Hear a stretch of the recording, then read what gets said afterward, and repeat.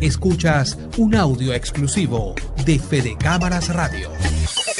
Aarón Olmos, economista, profesor y experto en criptomonedas y además, amigo de esta casa. Buenos días, Aarón, ¿cómo estás? Es así, Betania. Bueno, muchas gracias, ¿no? Gracias por la invitación a hablar de estos temas. Gracias a ti, Aarón, por tomarte estos minutos y conversar con nosotros sobre esto que evidentemente uno dice, ya va.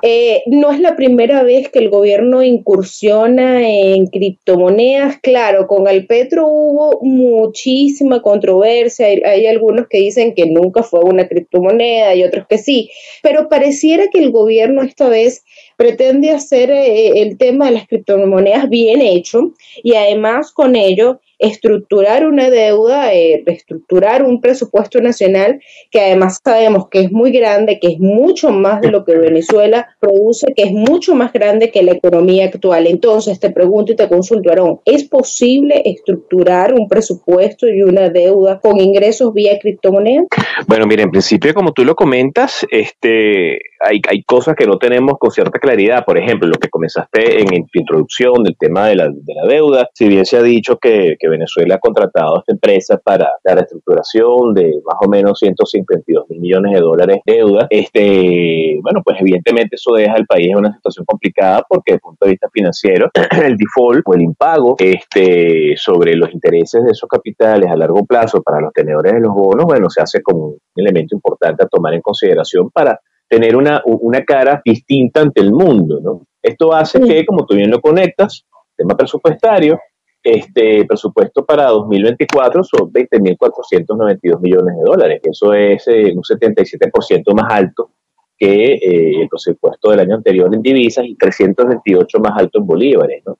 Estamos hablando de que el 67% de los ingresos para financiar ese presupuesto principalmente vienen de la actividad petrolera.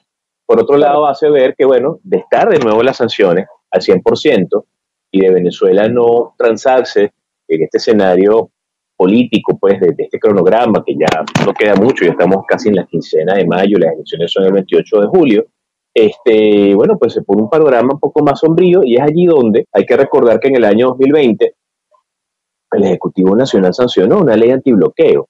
En esa ley antibloqueo, su artículo 32, formalmente el Ejecutivo habla de las diversas formas de financiamiento e incluye y valida el uso de los criptoactivos para el mercado interno y externo como una vía válida para generar operaciones y efectivamente ingresos a pagos y todo esto. Entonces, decir que se va a hacer mejor en esta oportunidad, todavía no sabemos bien qué fue lo que terminó de pasar en la trama con PDVSA y Sunacrip. No queda claro las cifras, los montos, los responsables. Lo cierto es que la economía se ralentiza luego de la intervención de Sunacrip y el mercado cripto prácticamente quedó paralizado porque a más de un año de esa situación, de esa intervención, si bien el mercado sigue funcionando porque realmente no depende de la supervisión y control de un Estado, la Venezuela que tenemos sigue montada sobre los rieles de la criptomoneda. Aarón, quisiera preguntarte sobre el tema del petro, ¿no? Porque el gobierno trabajaba, incluso lo utilizó como una unidad de cuenta, pero ya que el petro no existe, ya ese proyecto cerró, entonces ahora ¿con qué criptomonedas trabajaría el Estado venezolano? ¿Y por qué te pregunto esto? Porque además la gente de Tether, la de USDT, ya les dijeron, mire señores, si ustedes pretenden evadir las sanciones a través de nuestra criptomoneda, nosotros vamos a confiscar todo el dinero que esté por allí, por esa vía, ¿no? Entonces, mira, ¿con qué criptomoneda? Porque con Bitcoin no pudiesen trabajar, entonces creo que es complicada la situación, ¿no? Mira, en principio, a final de cuentas, el petro como plataforma, como propuesta, con esta intervención, si bien no nos han dicho formalmente a través de una gaceta que ya se extinguió, desde el punto de vista operativo, realmente nadie hace operaciones con petro, ¿no? Eso es una realidad. Exacto. Salió del discurso del Ejecutivo, ¿no? De hecho, recientemente en mayo, cuando se habló de esta modificación de las bonificaciones de los trabajadores, directamente se habló en dólares, ¿no? Ahí ni se habló en petro. Yo creo que el único remanso, el único espacio donde todavía se habla de petro es en el CENIAL, ¿no? Que habla de la recaudación en petro y en bolívares, ¿no? Pero lo cierto es que el uso de las criptomonedas es algo bastante libre, ¿no? Es decir, Bitcoin está para quien lo quiere usar, persona natural, que es el deber ser, jurídicas que comenzaron a utilizarlas y gobiernos se metieron también en este mundo, ¿no? Entonces, de alguna manera, no hay nadie que te pueda decir, yo voy a prohibir que el gobierno tal o la empresa tal use o deje de usar Bitcoin, por ejemplo, ¿no? Las criptomonedas son de uso libre. El tema con esto es que, por ejemplo, la gente de USD Tether, eso es público y notorio, el hecho de que no quería que su criptoactivo estable fuese utilizado por un gobierno señalado de esto, aquello, ¿no? Todo esto que ya de alguna manera a nivel internacional se maneja de la situación de Venezuela, y por esa vía se hace ver que, bueno, se puede encontrar una forma de evitar que esto pase, pero realmente no es tan cierto, porque en definitiva las direcciones de las billeteras terminan siendo cadenas de datos alfanuméricos que no necesariamente identifican a una persona, inclusive te puedes utilizar un VPN y haces ver que estás en otro país, ¿no? Entonces, al final de cuentas, la pregunta es qué uso se le quiere dar a esto y qué rol tendría esto tomando en consideración que los manuales de cuentas nacionales y de balanzas de pago para la construcción de las matrices de insumo producto y por ende Producto Interno Bruto y los flujos de efectivo de los países, por los momentos no aparece en ninguno de esos manuales editados por el Fondo Monetario el uso de una criptomoneda, ¿no?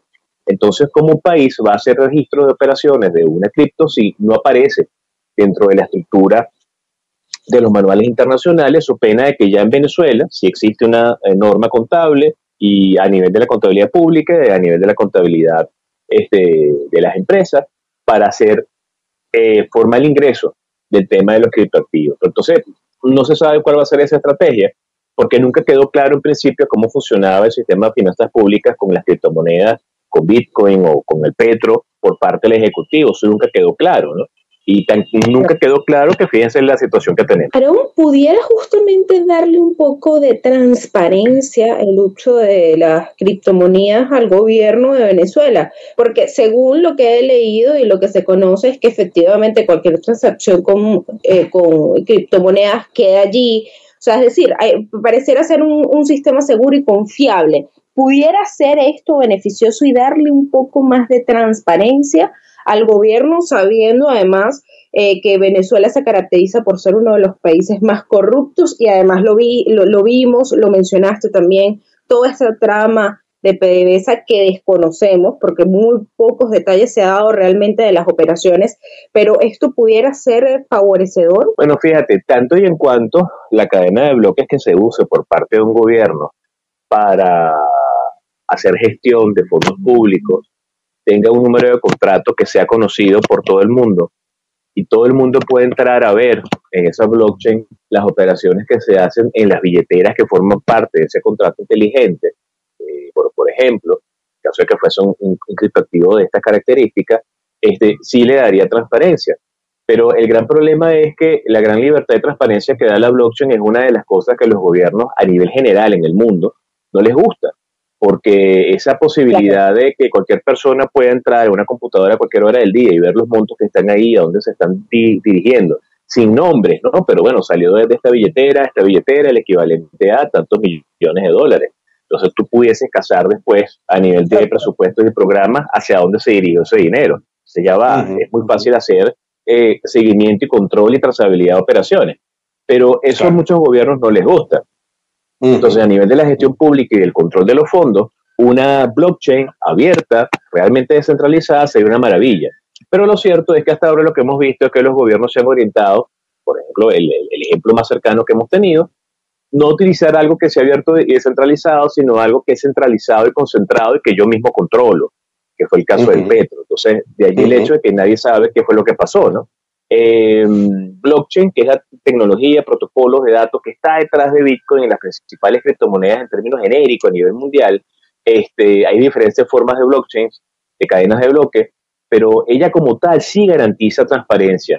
Al final de cuentas depende del uso que se le quiera dar. Aaron, nos quedan 2 minutos y no quiero dejar de preguntarte. Hablamos con Aaron Olmos, economista, además profesor del IES y experto en criptomonedas. No quiero dejar de preguntarte sobre la Sunacrip. Quizás en un futuro podamos ver nuevamente una superintendencia de criptoactivos en Venezuela. Fíjate, eso queda en manos del Ejecutivo, ¿no? Hoy por hoy tú pasas por el centro de Caracas, donde estaba el edificio de la Sunacrip. Eso se llama ahora Torres Equivo. Se le cambió la marquesina, ya no se llama Sunacrip, tiene otro nombre.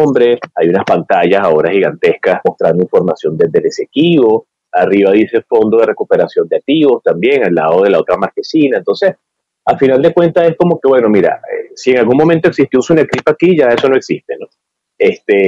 Sin embargo, la superintendencia como tal sigue intervenida en manos de esta comisión. Y la gran pregunta es si cuando se cumplan los otros 6 meses, eso pasó en marzo, se cumplió un primer tramo de 6 meses, después un segundo tramo de 6 meses, se cumplió un año. Entonces se dijo en marzo que son 6 meses más, quizás lleguemos a septiembre y se diga otra gaceta 6 meses más.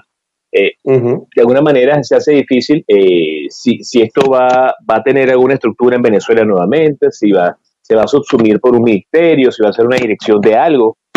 Solamente el Ejecutivo Nacional lo sabe. Lo que sí es cierto es que quedó la gran lección de que intentar regular un mercado cripto en un país, tomando en consideración que las criptomonedas nacen para no ser reguladas, y la participación de un Estado que no entiende bien de qué va y que no conecta correctamente con sus finanzas públicas, bueno, se decanta finalmente en algo similar a lo que ha pasado en el país. Claro. Aaron, lamentablemente se nos acabó el tiempo, pero agradecidos por conversar contigo la mañana de este lunes. Siempre a la orden. Gracias. Hablábamos con Aaron Olmos, economista, profesor IESA, experto en criptomonedas. Escuchas un audio exclusivo de Fede Cámaras Radio.